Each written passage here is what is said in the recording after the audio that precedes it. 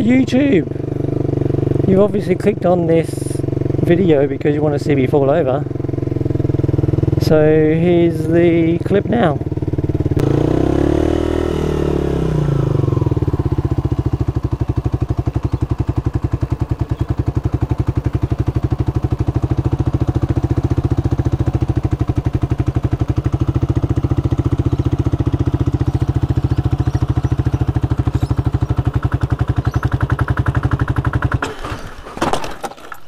Ah, oh, frick. It's bound to happen, eh? Ah. Oh, frick. Turn off. Ah.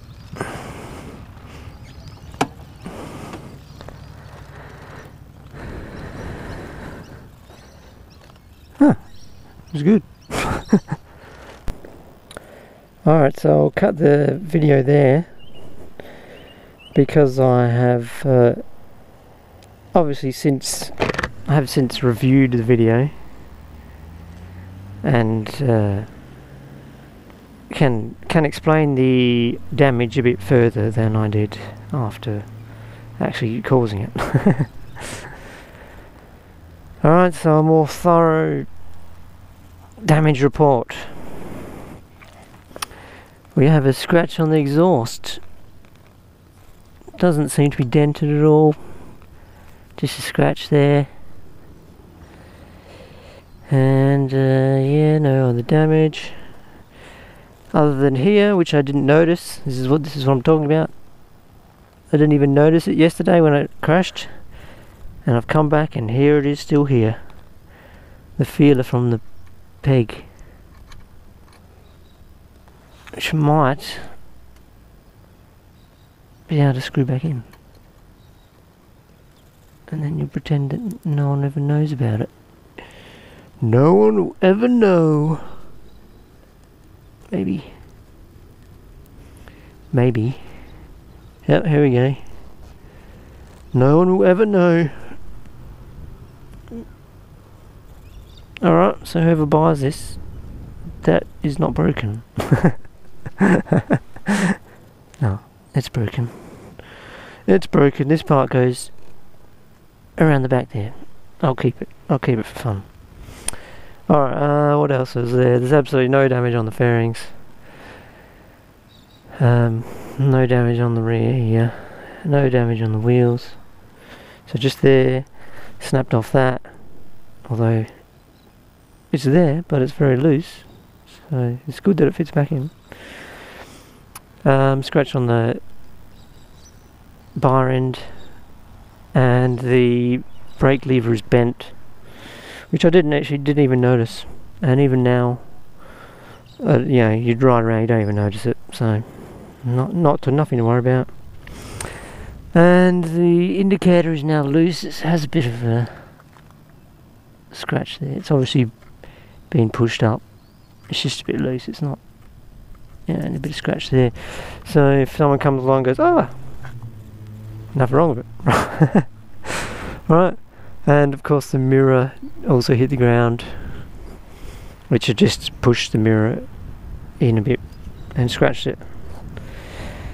So overall damage report is nothing to worry about, which is quite relieving.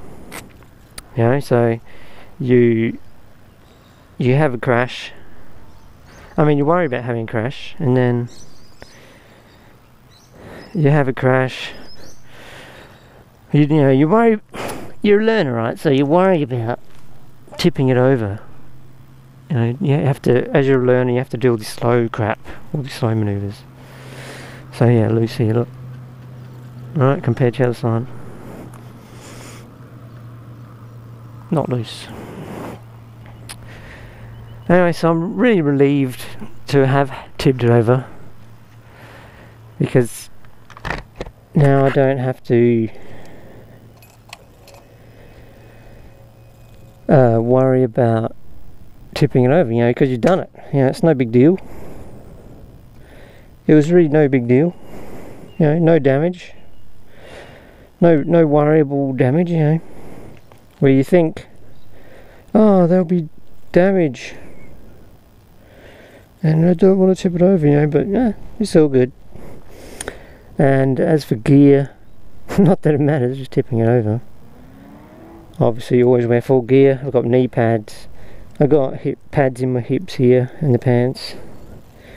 And leather jacket and gloves, of course. So, as for me, no damage.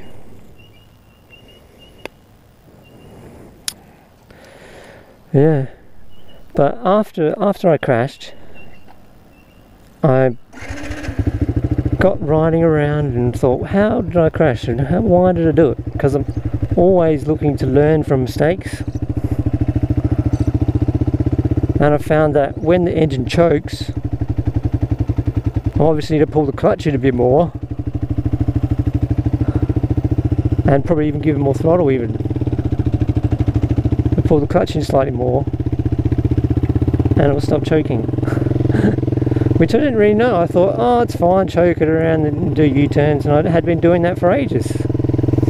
But the only way to learn things, you know, is to experience it. You learn from mistakes, you learn from other people's mistakes. I hope people learn from my mistake of falling over, you know. I like to learn from everything. I mean, you know, like other people's mistakes. You watch, obviously everyone watches like crashes and things on the internet,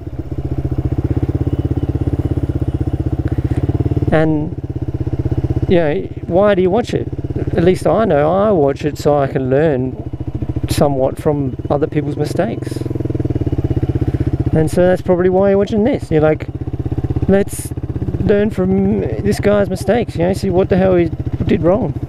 Why did he drop it?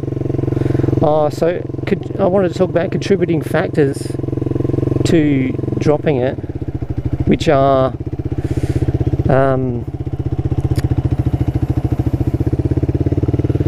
yeah, so obviously the clutch, I could have put it in. Oh, so stalling, I'll say. Stalling was the issue. I stalled it.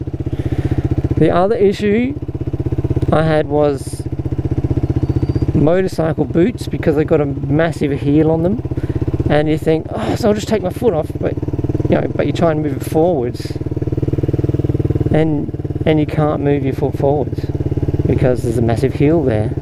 You have to lift it more a bit up and away from the bike before you can take your foot off. So that was contributing. Also may have been contributing is my hand near my knee. So I wouldn't even be able to lift my knee off, which I was finding out after crashing.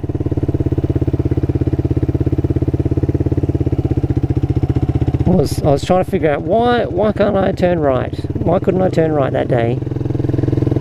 And then I couldn't turn right, and I was like, oh, what if I take my knee off? Because I was sort of freaking out after dropping it, of course. So I just had to pick it up, keep riding around,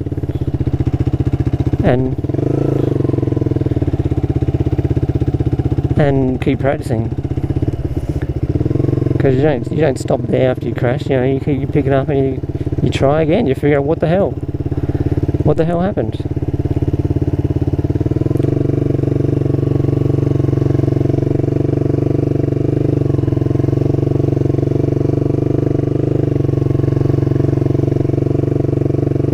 So let's do some focusing on weaving for a minute.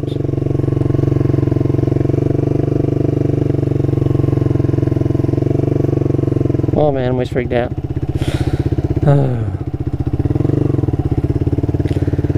And then, you know, so after that, I went and figured out why I dropped it, and then I was doing some pretty good U-turns after that. But, so I tell you though, I'll be glad when I pass the advanced motorcycle course, and I don't have to do these U-turns anymore. Because, yeah, I don't want to have to drop it again, because it's only slow is the issue until you start low siding, which I'm not anywhere near yet with my riding. But it's still good to have that feeler back on there. So if it ever does hit, I'll know it, and if I'll lose it again, of course. But yeah, well, thanks for watching, I guess, guys, and see you in the next video.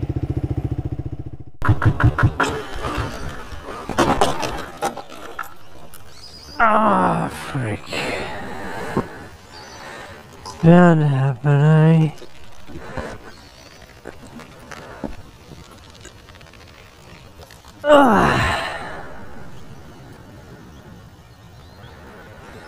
Alright.